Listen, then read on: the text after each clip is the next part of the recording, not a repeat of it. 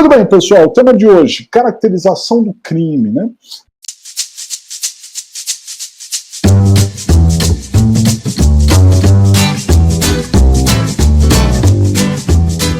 Então, primeiramente, vamos entender uma coisa.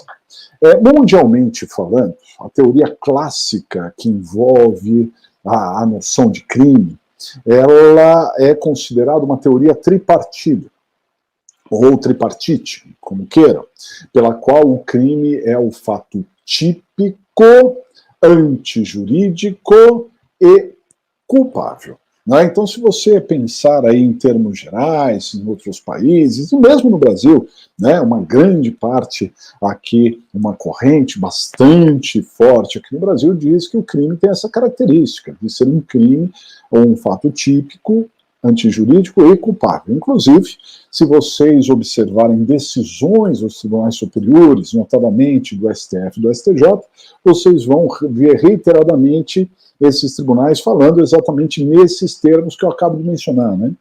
Só que no Brasil surgiu uma corrente diferente, uma corrente da chamada teoria bipartida. Inclusive, o artífice dessa corrente é um grande professor, será sempre um grande professor, embora ele tenha nos deixado recentemente, que é o professor René Ariel Dotti, paranaense René Ariel Dotti, que tratava o crime como sendo um fato típico e antijurídico, dizendo que a culpabilidade não estaria na noção de crime, e sim como um pressuposto da pena.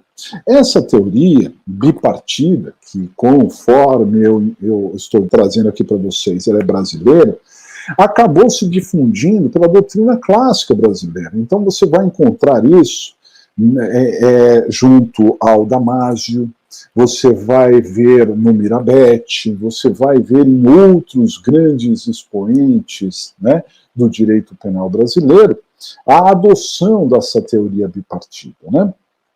Muito bem.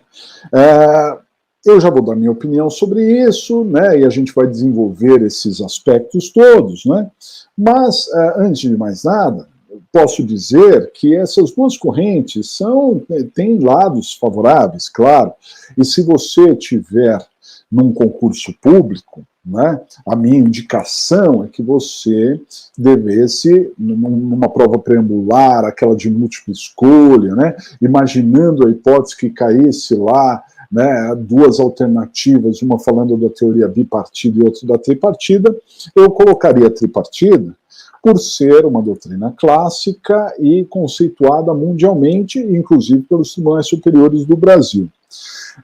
Só que se eu tivesse num concurso, em fases mais agudas, em que nós temos lá a possibilidade de argumentar, de escrever, de poder, inclusive, em fases orais, eu faria menção, evidentemente, às duas teorias, explicando cada uma delas.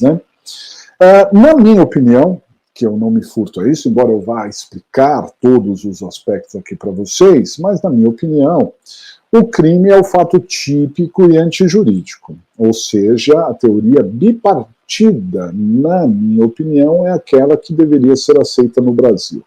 E eu embaso esse meu posicionamento na própria legislação brasileira, tanto no Código Penal quanto no Código de Processo Penal.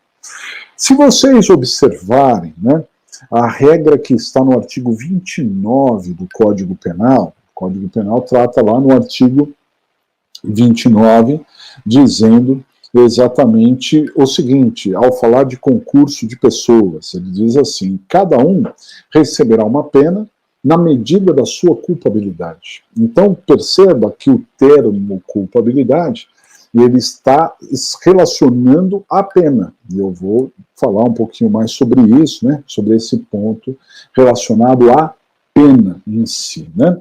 Mas não é só aí em que o legislador, ao meu ver, teria adotado a teoria bipartida.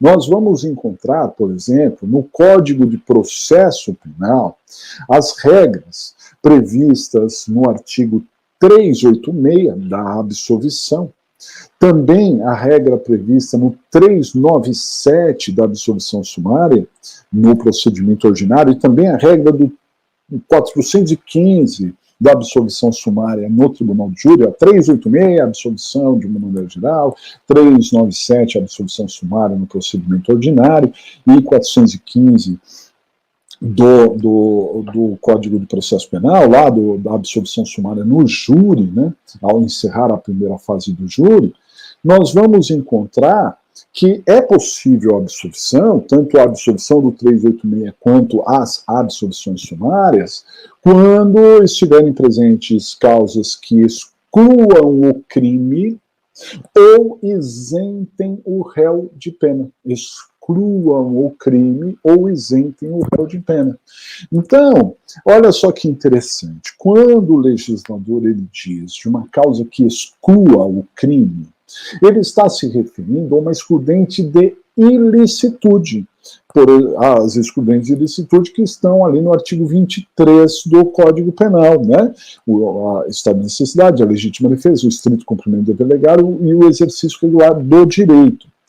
Quando o legislador ele fala de uma causa que isente o réu de pena, olha a nomenclatura, isente o réu de pena, ele está falando das excludentes de culpabilidade, né?